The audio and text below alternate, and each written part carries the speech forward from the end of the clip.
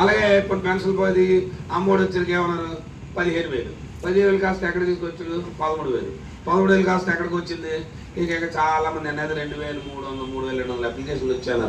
ఇంకా అది కూడా తప్పే నా డౌట్. ఒక రాజధాని ఇందాక నాకు పక్కన నేను ఆఫీస్కి ఎక్కడ నుంచి గొడవ చూసుకుని వెళ్తే ఒక స్కూల్ నుంచి వచ్చాను. ఆ స్కూల్లో 220 అప్లికేషన్లు.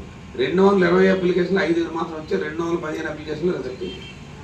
ఆ 215 మందికి ఏంటి చెప్తుంది 4 కారు ఉందని చూపిస్తుంది. అమ్మకిను అదేంటో నాకు అర్థం కాలే. ఇప్పుడు ఒకరికి ఇద్దరికని చూపి 215 మంది పిల్లలకి తల్లిదండ్రులకి అదే చూపిస్తుంది. అది టెక్నికల్ ప్రాబ్లం మీద వస్తే వెంటనే CSW కోఆర్డినేటర్ పిలిచి ఆ DLD పిలిచి అప్పు చెప్పారు. చూడమ్మా ఏంటి ప్రాబ్లం ఏంటి అంటే ఎన్ఎస్ టెక్నికల్ ఇష్యూస్. పూర్వం ఇవన్నీ ఎలా ఉండేవి, సచివాలయం ఉండేవి, వాలంటీర్స్ ఉండేవారు, దగ్గర ఉండి కూర్చొని క్లియర్ చేసేవారు, వెంటనే ఇచ్చేవారు, ఇవ్వాలి అనుకోరు. అది అసంపూర్తి. అప్పుడు 15,000 14,000 13,000 14,000 మనం చేస్తే అమ్మ 1,000 రూపాయలు 2,000 జగన్ గారు సత్యబాబు గారు చంద్రశేఖర్ గారు పంచుకోండి చూసుకోండి.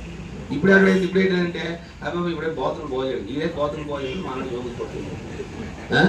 ఇందుకే బాతులు పోయాడు. నేను జిల్లా బస్ బిల్లు అడిగాను 2,000 రూపాయలు ఎక్కడ ఉన్నాయంటే అది నవ్వుతాడు డిఓ చెప్ప ఎందుకలా నవ్వుతా వచ్చే పాట పడతాయండి వచ్చేస్తాయండి అంటే వచ్చి నాకు ధైర్యం ఉంది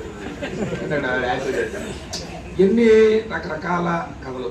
కాబట్టి ఏంటి ఓవరాల్గా మనకు అర్థమైంది ఏంటంటే ఏదో చేసి ఇందాక చెప్పింది కదా P4 అని లేదా బంగారు కుటుంబాలని ఏమైనా రకరకాలు. ఇవన్నీ ఎందుకు నువ్వు ఏం చెప్పావు నీ స్కాన్ చేస్తే స్కాన్లో ఉంటాయి సూపర్ 6 హామీలు.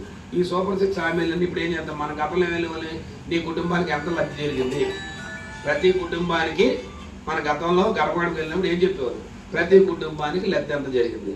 ఇవాళ ఏం చెప్తాం అమ్మ మీ కుటుంబానికి చంద్రబాబు నాయుడు నేను హామీలు ఇచ్చారు. ఈ QR కోడ్ కొట్టు సెల్లో తీయడం పాపగా అడిగి ఇప్పుడు అందరికీ సెల్లో వాళ్ళే ఓపెన్ చేస్తారు. కొట్టింది అన్నీ ఓపెన్ చేస్తారు. ఇక మనం పాంప్లెట్ ఇస్తాం. ఇక ఇప్పుడు పాంప్లెట్ నుంచి పాంప్లెట్ ఈ పాంప్లెట్ ఇచ్చినప్పుడు అడగడమే ఏమమ్మా మీ అబ్బాయి ఏడు చదువుకోండి బాబు డిగ్రీ అయిపోయింది ఖాళీగా ఉండే రావుతుంది ఆ పరిస్థితి ఈ పరిస్థితి అంటే అదే నెలకు 3,000 ఇస్తాను కదా వచ్చింది అంటే ఏ 3,000 అయితే నెల 12 నెలలు ఇప్పుడు 13 నెలలు 13 into 3,000 అంతా 39,000. పూర్వం రాసేవాళ్ళు అన్ని పేర్లు చెప్పాలి ఇంకా మిగిలిపోతే చెప్పింది బాబాలు అది కూడా వచ్చింది రాలేదా రాయలేదు అండి మళ్ళీ రాసే యాడ్స్ ఇచ్చేవాళ్ళు ఎందుకు పుస్తకాల్లో ఇప్పుడు అంటే దాన్నే అప్పుడు వచ్చింది చెప్తాము ఇప్పుడు రాని చెప్తాం. రాని చెప్పడం వల్ల ఏంటి ప్రజాస్వామ్యంలో ప్రతిపక్ష పార్టీగా ప్రజలు తరపున నీకు ఇంత నష్టం జరిగింది నువ్వు రేపు వస్తే అడుగమ్మా అని చెప్పాలి. అది మన బాధ్యత. వాళ్ళు వస్తారా రారా తర్వాత సంగతి. ఎందుకంటే రావడానికి వెళ్ళాలి 3 ఇళ్ళు వెళ్ళిపోతుందో వచ్చి పొద్దున్న తీసి వెళ్ళిపోతున్నాం ఎంత తొందర రావడం ఎంత తొందర వెళ్ళిపోవడం. అదే మనం గతంలో ఉన్నామంటే ఇప్పుడు ప్రోగ్రాం చేసామంటే మధ్యాహ్నం ఉదయం భోజనాలు ఎక్కడ మధ్యాహ్నం విశేష ప్రోగ్రాం చేస్తారు ఇప్పుడు చేతి రాత్రి భోజనాలు మనంతా భోజనాల కార్యక్రమం టిఫిన్ల కార్యక్రమం మధ్యాహ్నం భోజనాల కార్యక్రమం ఎందుకు అంత అడావుడిగా ఉంటుంది మన అంతాను. ఇప్పుడు అన్నీ అన్నీ సాయంకాలం పెట్టి అన్నీ సాయంకాలం పెట్టి భోజనం చేసి పంపించాలి. అందుకని అంటే ఏంటి మనం అది ఆల్రెడీ రావడం అక్కడ ఎంట్రన్స్ నిలబడడం ఓ 3 ఇళ్ళు దిగడం తక్కువ వెళ్ళిపోవడం.